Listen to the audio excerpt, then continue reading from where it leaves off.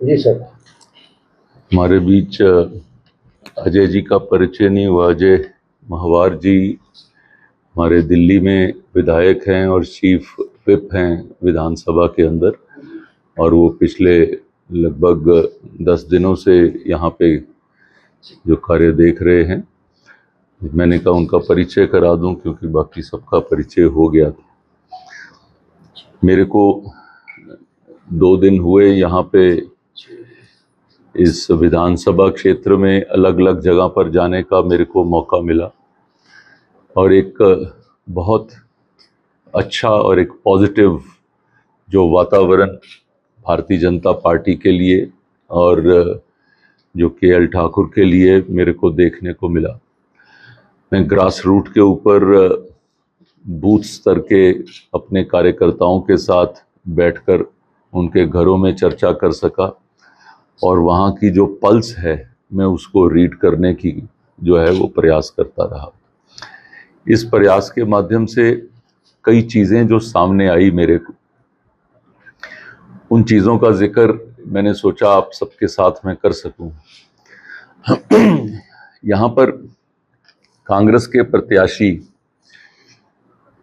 उनकी किस तरीके से उनका जो बिहेवियर है, उनका जो स्वभाव है, उनका जो व्यक्तिगत जो तरीका है बातचीत करने का, और उनकी जो दादागिरी है, उसके बारे में एक छोटे छोटे स्तर के ऊपर ये बात हमारे सामने आई।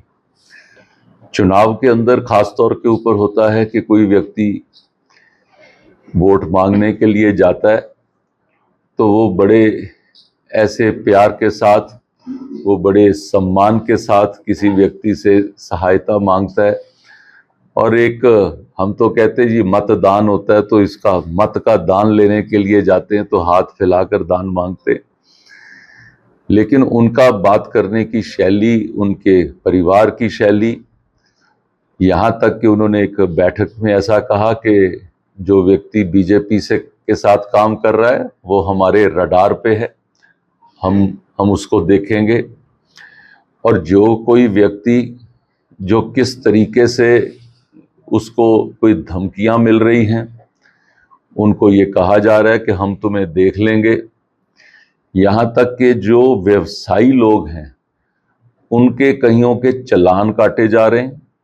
मेरे को एक डेटा मिला कि जो ये तीनों विधानसभाओं पर जहां अभी चुनाव हो रहा है, वो तीनों विधानसभा में लगभग पिछले एक हफ्ते के अंदर 1000 से अधिक चालान काटे गए हैं। चाहे वो शॉप एस्टेब्लिशमेंट एक्ट में है, चाहे वो जीएसटी के अंतर्गत हैं, चाहे किसी और जो है वो तरीके के साथ लोगों को डिस्टर्ब करने का, कि जो व्यक्ति लगता है कि ये व्यक्ति का झुकाव भारतीय जनता पार्टी की तरफ है और उसका ऐसे इस तरीके से उसका वो जो चालान काटे जाना, मुझे लगता है कि ये कानूनी व्यवस्था यहाँ पर बिगड़ी हुई है। और किस तरीके से यहाँ तक कि जो चुनाव कराने वाले लोग हैं उन्होंने भी इस चीज़ के ऊपर आंखें बंद करी हुई हैं। अफसर जो जिस जगह पर लगे हुए हैं, अपना कार्यरत हैं, अफसरों को भी धमकियां मिल रही हैं कि अगर आपके इस क्षेत्र से हमारी लीड ना निकली तो आपकी यहां से छुट्टी कर दी जाएगी। ऐसा व्यवहार मैंने आज तक नहीं देखा किसी भी राज्य की सरकार के द्वारा। हमने उनके बारे में कई चीजें जनता के सामने रखी। आपके सामने ध्यान होगा कि दिसंबर 2022 में सुखू जी की सरकार बनी, और फरवरी 2023 के अंदर जो ये खनन और माइनिंग की जो पॉलिसी थी उसको चेंज किया गया। हम ये सवाल पूछते हैं कि क्या ऐसा कारण हुआ कि आपने 2 महीने के अंदर अंदर वो पॉलिसी बदल दी, और खास तौर के ऊपर उस समय जितनी भी माइनिंग वहां पर थी उसको बंद करके, और जो इनके भाई के साथ जुड़ी हुई कंपनी थी वो उसका जो है उनका खनन और वो माइनिंग वो चलती रही।